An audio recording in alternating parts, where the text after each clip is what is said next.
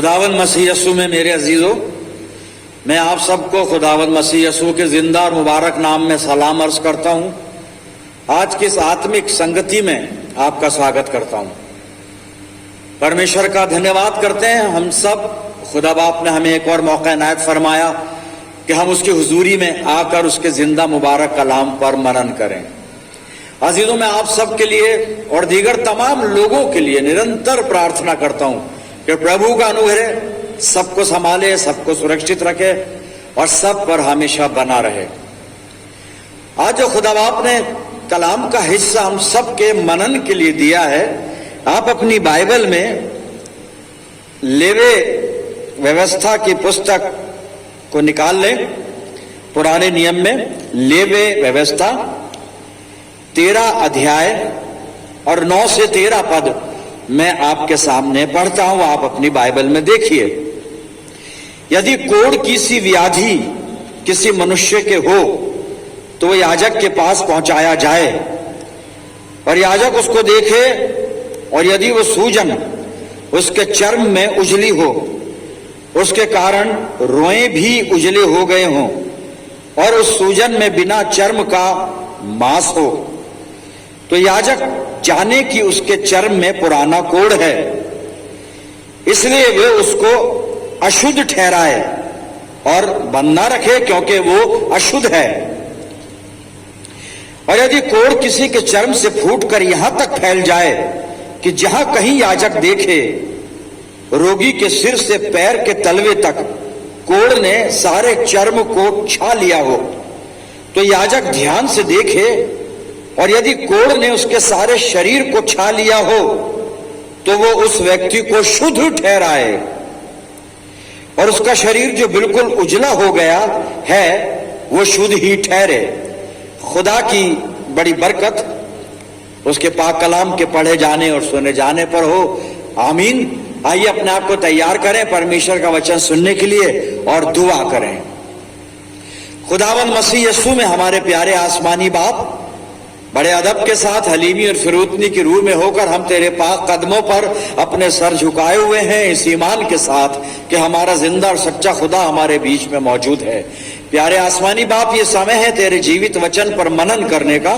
खुदावन हम में से हर एक को पाक रूह का मसा अता फरमा कि हम पवित्र आत्मा की अगुवाई में होकर तेरे पाक कलाम को सुने, समझें और इसे अपनी जिंदगियों में जज्ब करें। प्यारे बाप, होने दे ये वचन रूपी बीज हमारे दिल की जमीन पर जब गिरता है तो जड़ पकड़े और हमारी जिंदगियों में बेशुमार फल लाने वाला हो। प्यारे खुदावंद, हमारे चारों तरफ अपने पाक फरिश्तों की सेना का बाड़ा बांधना कि शैतान हमें किसी भी तरह से तेरी संगति से जुदा ना कर पाए। और प्रभु जी, जब हम तेरे पाक कलाम को सुनते हैं और इसे सुनकर जब हम तेरी वेदी के सामने से उठकर और लौटकर वापस अपने घरों को जाते हैं तो तुझसे बहुत सी रूहानी बरकत लेकर जाने वाले हों। पिता परमेश्वर, अपनी जिंदगियों को हर तरह से तेरे हवाले करते हैं और ये दुआ तेरे प्यारे इकलौते बेटे अपने नजात दहिंदा खुदावन यस्सु मसीह के जिंदा और मुबारक नाम के वसीले से मांगते हैं, सुन और कबूल कर ले। आमीन। अजीजों, एक बार फिर परमेश्वर का धन्यवाद करते हैं आज की अच्छी संगति, अच्छे समय के लिए। और अभी जो पाक कलाम का हिस्सा हम सुन रहे थे, लेवे व्यवस्था की पुस्तक और 13 अध्याय 9 से 13 पद मैंने आपके सामने पढ़े। इसकी 13वीं आयत को मैं रिपीट करूंगा और इसी पर बातचीत करेंगे। लेवे व्यवस्था 13 अध्याय और 13 पद में दोहरा रहा हूं, आप अपनी बाइबल में देखिएगा। जब इसको मैं रिपीट करता हूं तो मैं इसको 13वीं आयत को, सिर्फ 13वीं आयत को उर्दू की बाइबल में से पढ़ रहा हूं और आपकी आसानी के लिए मैं बाद में इंग्लिश में भी पढ़ूंगा। जी, लेवे व्यवस्था 13, उर्दू में है एबार 13 बाब 13 पद, यहां पे लिखा है, तो काहीन यानी प्रीस्ट याजक गौर से देखे कोढ़ी को, और अगर उस शख्स का सारा जिस्म कोढ़ से ढका हुआ हो, बड़े गौर से सुनिएगा इस पद को, और अगर उस शख्स का सारा जिस्म कोढ़ से ढका हो,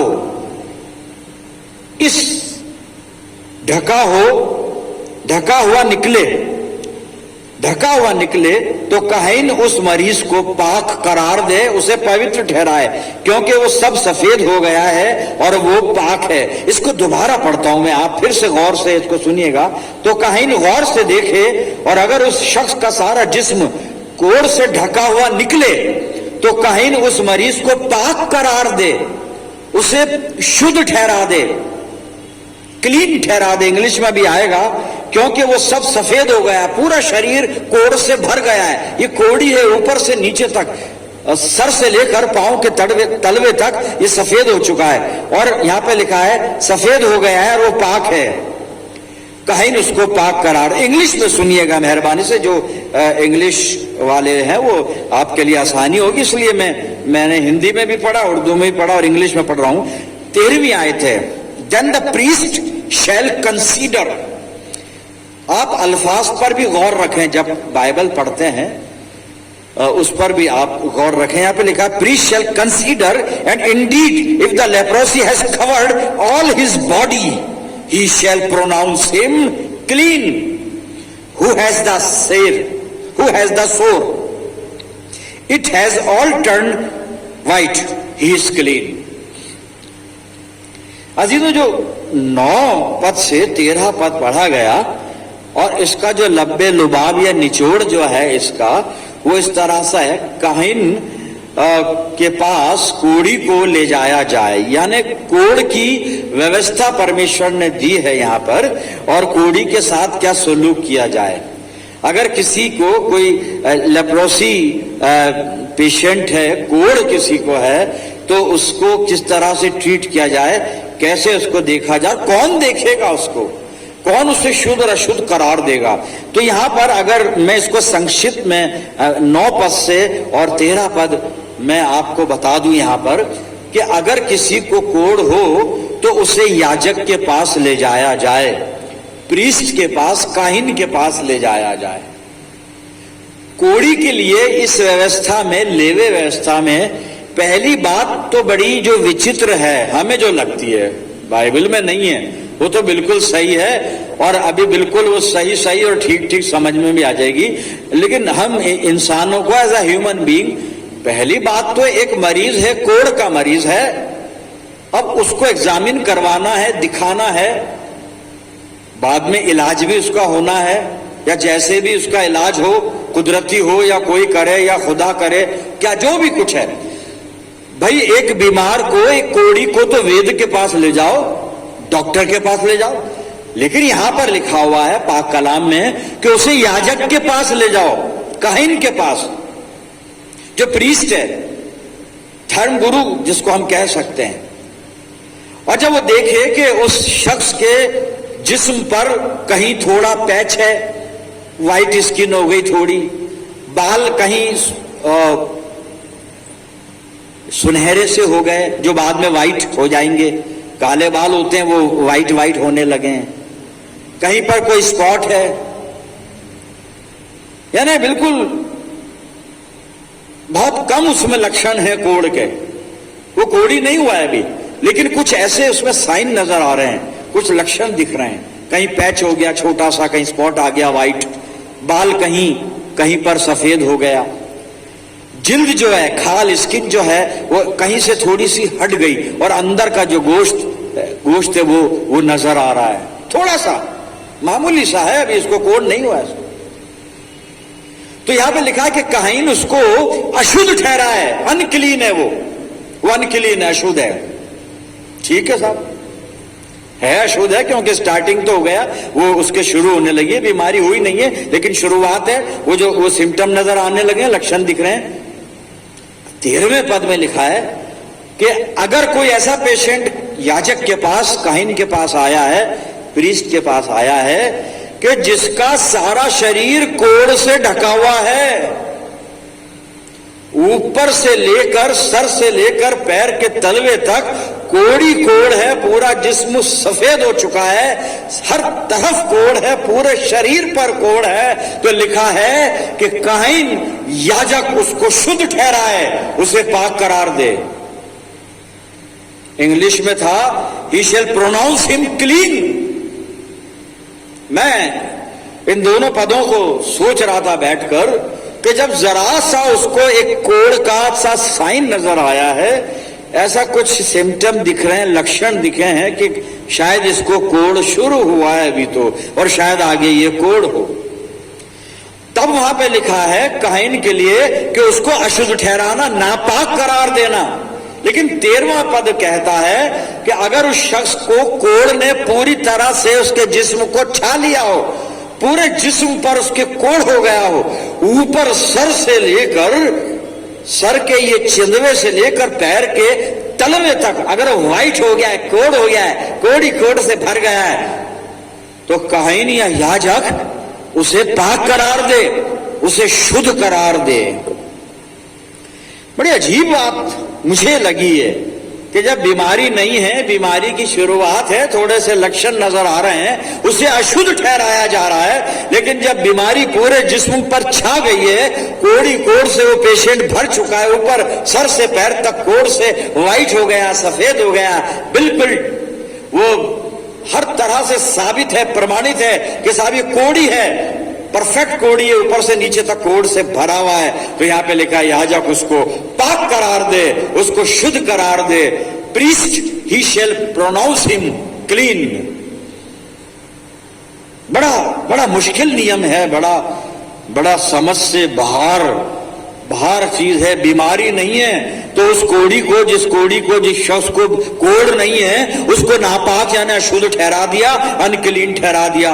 लेकिन जब वो शख्स पूरे कोड़ से भर गया, कोड़ी कोड़ हो गया उसके पूरे जिस्म पर, तो उसको पाक करार दिया जा रहा है, उसे शुद्ध कहा जा रहा है, उसको क्लीन प्रोनाउंस किया जा रहा है।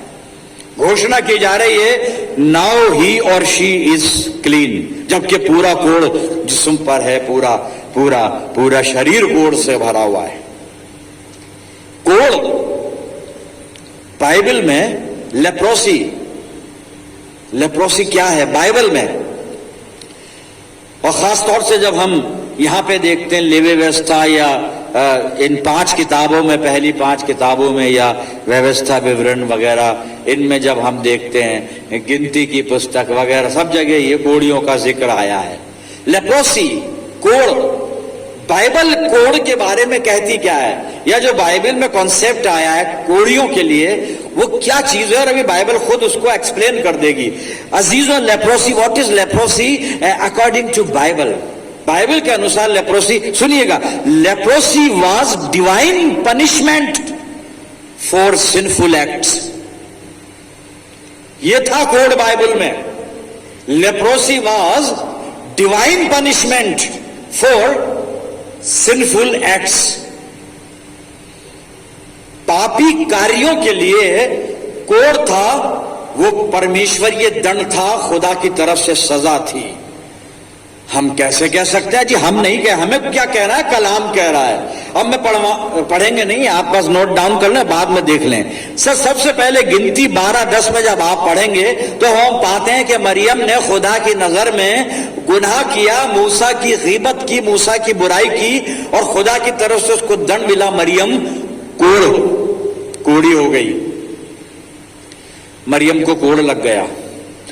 दूसरा हवाला बता रहा हूं, दूसरा राजा 5 अध्याय पूरा पढ़िएगा, लेकिन 27 पद में एलीशा का सेवक है गेहजी, और गेहजी ने नामान से छल कपट करके, झूठ बोल के कुछ वस्तुएं ले ली, और एलीशा को पता था, और एलीशा ने उसको कर्ज किया गेहजी को कि नामान का कोड़ गेहजी, अब तूने क्योंकि गुनाह किया है इसलिए नामान का कोड़ तुझे लग जाए, और वो गेहजी कोड़ी हो गया। साहब, divine punishment for sinful act.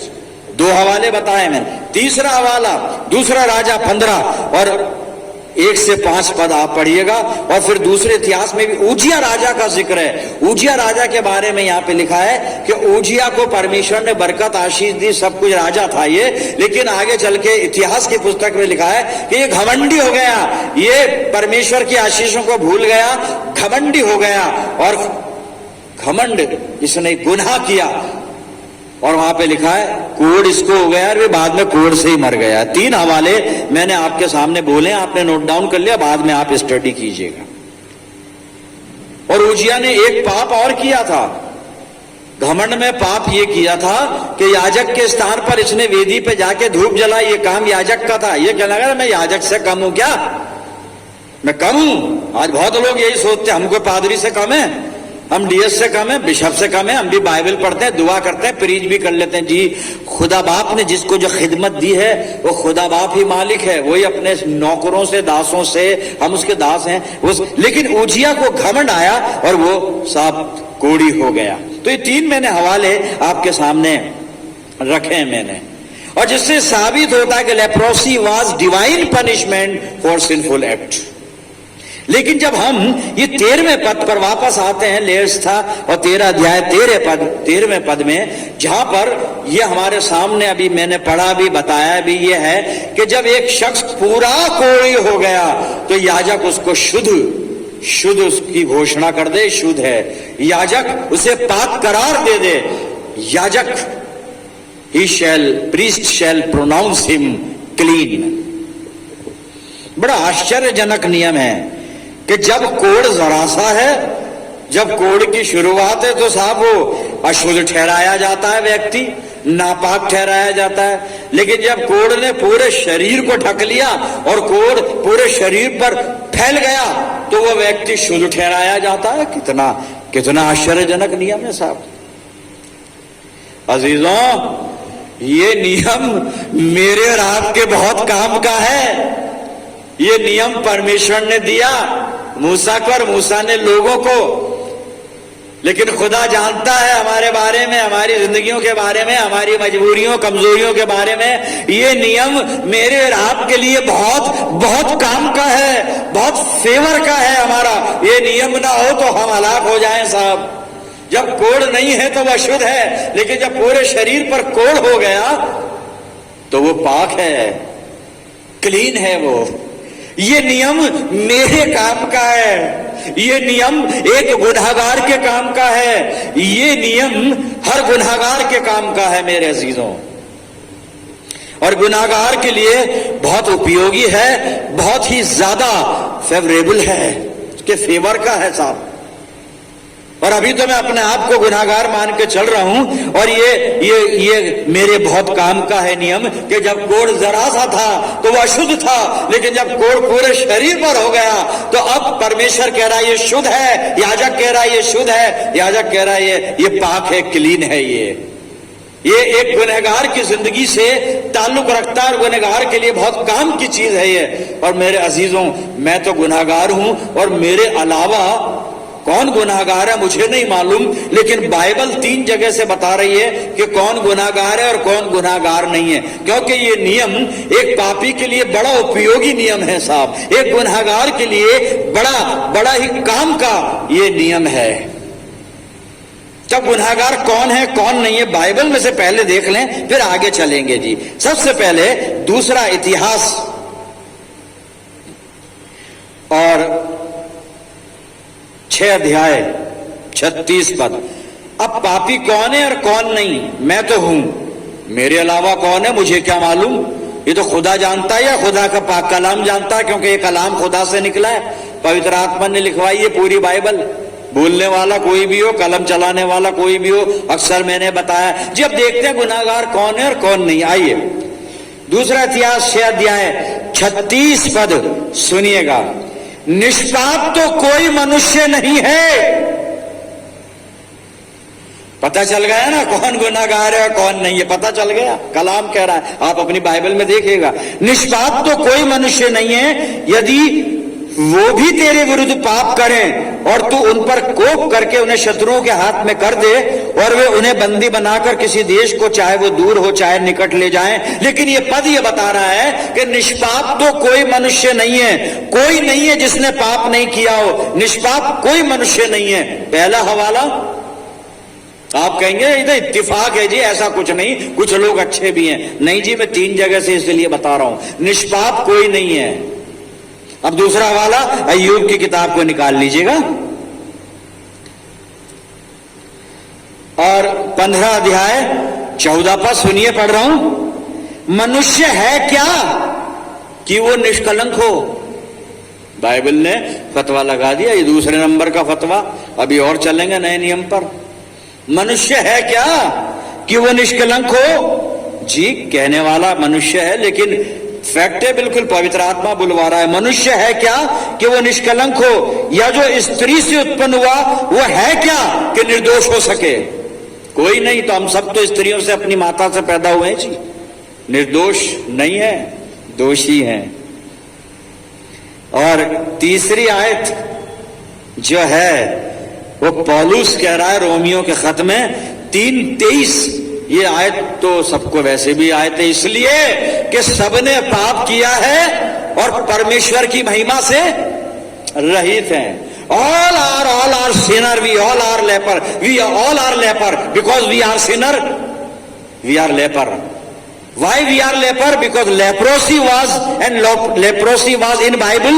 तो हम बाइबल की बात कर रहे हैं, तो बाइबल की नजरिए से leprosy was divine punishment for sinful act and we are sinner, we are equal to leprosy patient, leper, we are leper. हम कोढ़ी हैं साहब, हम कोढ़ी हैं। और अब वो जो नियम है ना, वो हमारे काम का है, वो कैसे उसको अब अनफोल्ड करने की कोशिश कर रहा हूं मैं। वहां पर नियम ये था कि जिसको कोढ़ है वो याजक के पास जाए और याजक ही बताएगा कि वो अशुद्ध है या शुद्ध, कोई बता नहीं सकता दूसरा। और वहां पे लिखा है कि जो लेवी है वो लेवी उसको याजक के पास ले जाए। तो आना याजक के पास है, एक कोढ़ी को याजक के पास आना है। और कोढ़ी को कोढ़ क्यों हुआ? बाइबल बता रही है वो गुनाहगार है, तो गुनाहगार को याजक के पास आना है। लेकिन चलिए अब कोढ़ी की बात कर लें, तो कोढ़ी जब याजक के पास आएगा, अगर कोढ़ नहीं है तब भी वो अशुद्ध है, क्योंकि कुछ कुछ साइन दिख रहे हैं, कोई ना कोई लक्षण नजर आ रहे हैं। तो याजक ने कहा भाई देख तेरे कुछ ना कुछ डाउटफुल है मामला, तू बाद में चल के ये कोढ़ फैला सकता है, इसलिए अभी अशुद्ध है, अब तू अपना ध्यान रख, ठीक है। लेकिन जब कोढ़ पूरे जिस्म पर हो गया और वो याजक के पास आया, याजक ने कहा ऊपर से नीचे तक कोढ़ ही कोढ़, अब तो ना छुप रहा है कोढ़ ना ये छुपा सकता है, और डिक्लेयर है कि कोढ़ है, तो कोढ़ ही कोढ़ है, तू कोढ़ी है, पूरा कोढ़ी है, पूरा कोढ़ी है, तू शुद्ध है। याजक कह रहा है तू शुद्ध है, क्योंकि तू याजक के पास आया है, कोढ़ से भरा हुआ है, तू याजक के पास आया है। अब याजक ने कहा ये शुद्ध है, ये क्लीन है जी। कोढ़ी कौन है? कोढ़ी गुनाहगार है। और जब गुनाहगार याजक के पास आता है तो याजक के पास वो सामर्थ है कि वो उसको शुद्ध ठहराता है, वो उसको शुद्ध ठहराता है। जब गुनाहगार याजक के पास आता है, गुनाहगार याजक के पास कैसे आता है जी? आइए बाइबल में से ही देखेंगे। इब्रानियों की पत्री में खोल रहा हूं और 4 अध्याय है, इब्रानियों 4:14 और 15 सुन लीजिए। अब एक गुनाहगार याजक के पास लाया जा रहा है। याजक कौन है यहाँ पे? सुनिएगा, इब्रानियों 4:14-15। इसलिए जब हमारा ऐसा बड़ा महायाजक है, ये लो जी, अभी याजक नहीं, अब तो महायाजक है हमारे लिए, हमें तो महायाजक खुदा बाप ने प्रोवाइड कर दिया। यहां पे लिखा है इसलिए जब हमारा ऐसा बड़ा महायाजक है जो स्वर्गों से होकर गया है, अर्थात परमेश्वर का पुत्र यीशु, खुदावंद मसीह यीशु है याजक, मसीह यीशु है महायाजक। और कोढ़ी को कोई डिक्लेयर नहीं कर सकता कि ये कोढ़ी है या नहीं, शुद्ध है या शुद्ध, कोई नहीं, कोई डॉक्टर नहीं, कोई वेद नहीं। बाइबल कहती है सिर्फ याजक बताएगा कि कोढ़ी शुद्ध है या शुद्ध। यहाँ पे महायाजक यीशु मसीह, मेरे अजीजों, यीशु मसीह के पास गुनाहगार आएगा। गुनाहगार को यीशु मसीह के पास आना है, मुझे यीशु मसीह के पास आना है, क्योंकि मैं पापी हूं। बाइबल कह रही है सबने पाप किया, कोई निर्दोष नहीं, कोई निष्कलंक नहीं। और अब पापी को याजक के पास आना है, याजक ही बताएगा कि तू शुद्ध है या अशुद्ध, पाक है या नापाक, याजक। और हमारे पास तो महायाजक है। और कैसा महायाजक जी? मैं पढ़ रहा हूं उसको, जो स्वर्गों से होकर गया है, अर्थात परमेश्वर का पुत्र यीशु। तो आओ हम अपने अंगीकार को दृढ़ता से थामे रहें, क्योंकि हमारा ऐसा महायाजक नहीं जो हमारी निर्बलताओं में हमारे साथ दुखी ना हो सके, वरन वो सब बातों में हमारे समान परखा तो गया तो भी निष्पाप निकला। लेकिन हमारा महायाजक हमारे साथ दुखी होता है। जब हम गुनाह में पड़े होते हैं तो महायाजक हमारे गुनाहों को देखकर अपने लहू से हमारे गुनाहों को साफ करता और कहता है तू शुद्ध है मेरे बेटे, तू शुद्ध है मेरी बेटी। ये हमारा याजक है साहब। इसलिए ये नियम जो लेस था 13 के अंदर मैंने पढ़ा था, हमारे लिए बहुत काम का है। एक पापी के लिए बहुत काम का है, क्योंकि याजक उस कोढ़ से भरे हुए पेशेंट को कहता है कि तू शुद्ध है। एक यीशु मसीह है, ये वो महायाजक है जो गुनाहगार को शुद्ध कर सकता है गुनाह से, जो गुनाहगार के गुनाहों को दूर कर सकता है और ये डिक्लेयर कर सकता है कि अब तू निष्पाप है मेरे बेटे, अब तू शुद्ध है मेरे बेटे, मेरी बेटी। मेरे अजीजों, ये नियम बड़ा आश्चर्यजनक है, लेकिन हम गुनाहगारों के लिए बड़े काम का है। हम कैसे भी गुनाहगार हो, जब इस महायाजक यानी यीशु मसीह के पास आ जाते हैं तो यीशु मसीह का लहू हमें सारे पापों से शुद्ध करता है मेरे अजीजों, और हम शुद्ध ठहराए जाते हैं। Then Christ pronounce regarding us we are clean. बड़े काम का नियम है ये, बड़ा आश्चर्यजनक था, लेकिन अब नहीं है आश्चर्य, ही तो बहुत काम का है भाई। मैं महायाजक के पास आ गया, कोढ़ से भरा हुआ हूं, पाप से भरा हुआ हूं, ऊपर से नीचे तक गुनाह ही गुनाह है मेरी जिंदगी में, पाप ही पाप। लेकिन खुदावन मसीह यीशु ने मेरे पापों को, क्योंकि यहाँ पे लिखा है कि वो हमारे ऐसा महायाजक है जो हमारी निर्बलताओं में हमारे काम आता है, हमारी निर्बलताओं में हमारे साथ दुखी होता है, हमारे गुनाहों को देख के दुखी होता है, हमारे गुनाहों को दूर करता है, अपने लहू से हमें धो के पवित्र करता है, निष्पाप बनाकर डिक्लेयर करता है, मेरे बेटे मेरी बेटी अब तू शुद्ध है, अब तू शुद्ध है, अब तू पाक है। इस महायाजक के पास आना है। जी हां, हमें जरूरत है इस महायाजक की साहब, इस महायाजक की जरूरत है हमें। हम कोढ़ी हैं, हम कोढ़ी हैं, इनकार मत करना। याकूब लिख रहा है 5:16 के अंदर, मैं पढ़ता हूं आपके सामने, कह रहा है इसलिए तो आपस में एक दूसरे के सामने अपने अपने पापों को मान लो भाई, किए गुनाह, ख्यालन फेलन कौलन हम गुनाह कर देते हैं, कोई ताज्जुब वाली बात नहीं। अपने आप पे झूठा फख्र ना करें और खुद को धोखा ना दें। हम तो हम इस महायाजक यीशु मसीह के पास आ जाएं, बस मानने की देरी है। कोढ़ी आ रहा है, कोढ़ी छुप के नहीं बैठ गया कि मैं तो नहीं जाता याजक के पास, मैं क्यों जाऊं, बेकार फतवा लगा देगा मुझे, या तो अशुद्ध कह देगा या शुद्ध कह देगा, मुझे जाना ही नहीं है, मुझको तो जाना ही नहीं है, हमें नहीं जाना है पादरी साहब। अरे भाई तो कोरोना है, अस्पताल नहीं है, अस्पताल वाले तो मार देंगे और पोटली बना के सौंप देंगे, हमें तो जाना ही नहीं, घर में दवाई ले लेते हैं। और कितने लोग ऐसे निकल गए ऊपर, गए नहीं साहब, ट्रीटमेंट नहीं लिया टाइम पर। लेकिन जब कोढ़ी याजक के पास आया, उसका इलाज हो गया। गुनाहगार मसीह यीशु की जो महायाजक है उसके पास आया, इलाज हो गया। खुदावन मसीह यीशु ने उसको उसके गुनाहों को दूर करके अपने लहू से धोकर अपनी सामर्थ से उसको पाक करार दे दिया, उसे निष्पाप निष्कलंक बना दिया। मेरे अजीजों, नीति वचन में सुलेमान ने कितनी सुंदर बात लिखी है। नीति वचन 28 और 13 पर सुनिएगा, जो अपने अपराध छिपा रखता है उसका कार्य सफल नहीं होता। मत छुपाइए साहब अपने गुनाह, चलिए किसी को मत बताइए, लेकिन महायाजक के पास आ जाए, मसीह यीशु के पास आ जाइए। 13 पद पूरा पढ़ रहा हूं, परंतु जो उनको मान लेता और छोड़ भी देता है उस पर दया की जाएगी, उस पर दया की जाएगी। मैं कहां हूं अपनी जिंदगी में टटोलू, बड़ा अच्छा नियम बाइबल ने दे दिया, याजक के पास चला जा। अगर तू कोढ़ से भर गया है तो अब याजक के पास चला जा, और याजक तुझ कोढ़ से भरे हुए आदमी को शुद्ध कर देगा, करार दे देगा, ये पाक है, प्रोनाउंस कर देगा, he is clean, she is clean. मेरे इस महायाजक के पास आ जाइए। आखिरी हवाला पढ़ेंगे और फिर हम अपने आप को खुद पे छोड़ेंगे कि हम फैसला क्या लेके जाएंगे आज। आखिरी हवाला जी, यूहन्ना की पहली पत्री और पहला अध्याय 8 से 10 पद पढ़ देता हूं मैं, सुनिएगा। यदि हम कहें कि हम में कुछ भी पाप नहीं तो अपने आप को धोखा देते हैं।